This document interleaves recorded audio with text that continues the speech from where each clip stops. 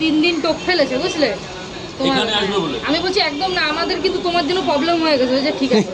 ও তো একবার এসেছিল, একবার এসেছিল, তারপর আবার আসবে। আমি পুলিশ ডেকে আনবো। ওই যে 9টার পরে যখন করে দিয়েছিল প্রথম সেই সময় আমি ডাইরেক্ট 3 দিন টোপ ফেলছে। আমি ছোট খেলা হয়েছে, এখন বড় হোক আমি আসবে আমার যে দোকান এলাও করে সেখানে ঠিক আছে, কিন্তু যে দোকানে পরে অ্যাসিস্ট্যান্টের অফিস আছে আমি ডাইরেক্ট বলবো যে এইরকম এরকম করছে, তারা বুঝে নেবে। ওকে দাঁড় করাবো, আমি দেখে নিয়ে আসবো।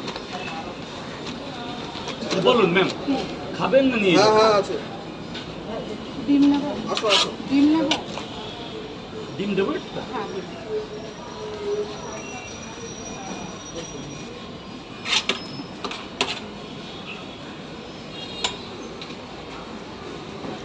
প্রশাসন তো আছে, নয় টোটাল গোলাগিরি বন্ধ করে দেবো। প্রশাসনের উপরে কেউ যেতে পারে না।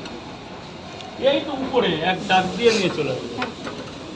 সেদিন ক্যাচটা হচ্ছিল, উনি চলে এসেছিল না, রাজুদা কোনোবারে বলে কিন্তু করে না, ওরা আসবে, ও আসলে ওরকম করবে। আপনার কোনো ডিসিশন নিতে নাই, বুঝলাম। ওয়ার্নিং দিয়ে দিলাম। ভেবেছিস তো হ্যাঁ, সব বলুন। কিছু?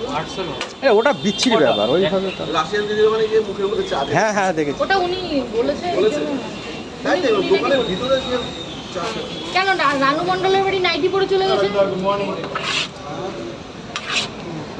হ্যাঁ হ্যাঁ ওর সাথে আবার সেই জুটে যাবে আরবের ওই যে ছেলে। ও সুমনদার সাথে বারবার দেখা যাচ্ছে। ওদের কেউ করাচ্ছে এগুলো। না না, ও নিজে এটা আমার করছে। কাছে অনেক খবর আছে, কিন্তু এগুলো জাস্ট আমি প্রমাণ আমি পাচ্ছে না বলে সেটাই তো ওই করছে সৌদি তো। আরবের একটা ছেলে ছিল মনে আছে, সে যে হাবিবি সেজে, ওরা দুজন। পাউডার আটকে দিলাম। ও এখন ওর সাথে ঘুরছে।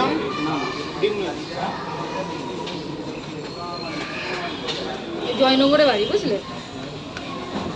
জয়নগরে। দেখো আমার সমস্যা, আমি ওদের কাছে হাত জোর করে নিই, তাও আমার ঠিক আছে, কিন্তু আমার এসব ভালো লাগে।